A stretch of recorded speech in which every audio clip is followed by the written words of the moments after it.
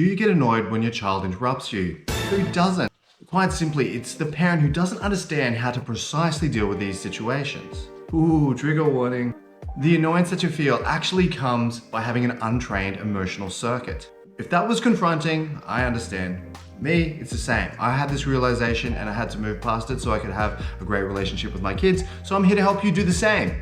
Some of the more common symptoms when you do get annoyed might be you try to silence them, or you dismiss them, or you try to be authoritative and tell them to sit down and be quiet. This just builds poor emotional resilience and intelligence in your children. It's far worse than appeasing the moment. You're just building a future based on insecurity and worse. Quick check-in. Am I authoritarian? What does that mean? It means where you don't take any little whim, you always shut it down, and that's the end of that. There's no room for conversation, development of ideas, or any form of soothing whatsoever. So if you checked yes for that, this is a set to fail, and I want you to avoid it promptly. It holds them back in themselves and in their relationships and in self-development. And in my case, it built a sense of resentment and a lack of self-security. I became submissive, underconfident, and eventually lashed out in all of my relationships. This had to stop, it just doesn't work. I wrote an article this week on precisely this topic where I give exclusive resources and tips. Check the link down below and join the discussion. What really works is harmony in the home. Build yourself a stronger personality for your kids to enjoy.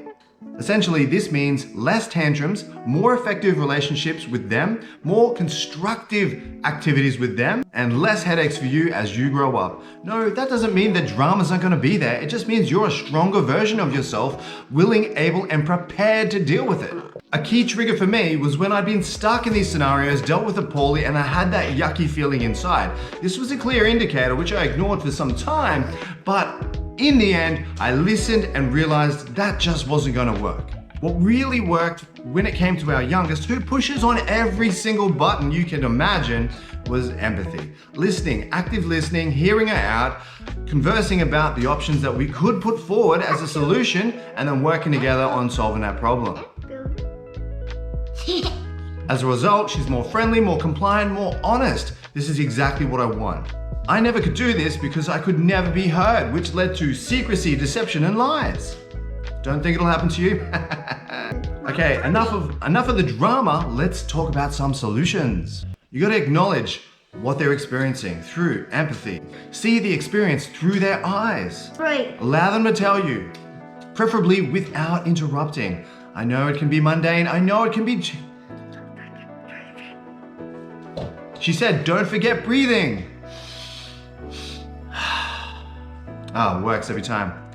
Allow them to talk to you without interruption. Allow them to follow through. Allow them to express what they're going through, no matter how irrational it may seem. You're gonna have to allow them to fail as well. You can do it through some box breathing, some 2 in 1 out, which is the physiological sigh. And once they found that state of calm, you can provide some feedback. Prior to that calm, no amount of feedback is gonna permeate that emotional response.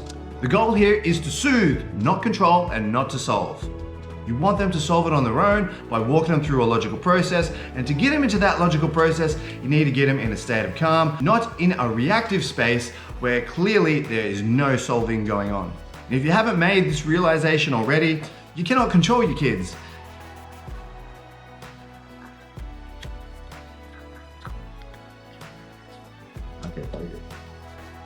And nor do I want to. I want them to be vibrant, self-actualized people. And that takes some practice. It starts at the beginning and it runs all the way through the stages of brain development, childhood, adolescence, young adulthood, into full-blown adulthood. So let me tell you now, stop bloody projecting your fears, doubts, and self-limiting beliefs onto your kids. Skepticism is healthy, but at a moderate level. So apply some skepticism for sure, but also allow them to get into the dream state. Work with them along with their dream, whatever it happens to be, whether it be the injustice in the playground, I want to become an astronaut, I want to become a teacher, I want to become a base jumper, whatever it is, despite the fears, the doubts, and the self-limiting beliefs, entertain that idea and work through it in a logical process. Just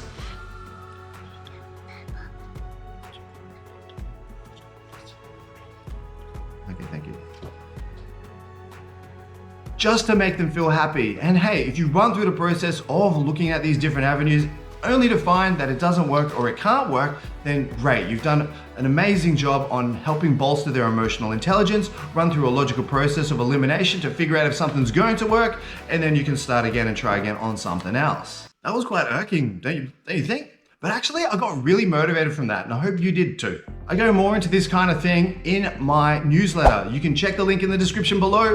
It's waiting for you. Now, I'm just gonna throw this out there, just hear me out. It's absolute gold. Getting to know your kids makes your life grow.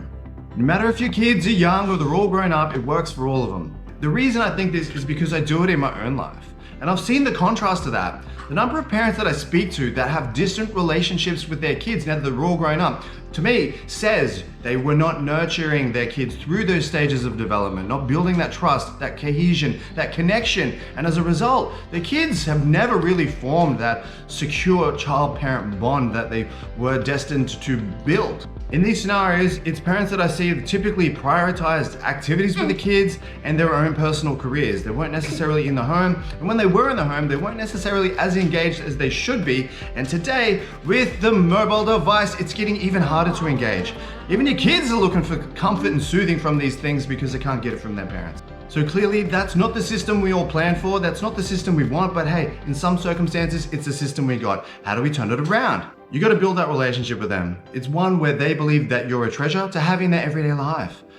Now, the fact is, we've got communication devices. We don't physically need to be there in person in order to communicate. It could be a simple text. It could be an emoji. It could be a voice call. It could be a video call. Some form of connection and affection.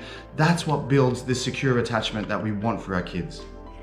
And in doing so, you train them to build the communication and the secure attachment with their own kids in the future. It's about being prepared. And after all that, if you're not sure how to navigate your child's emotions, take a look at this video next.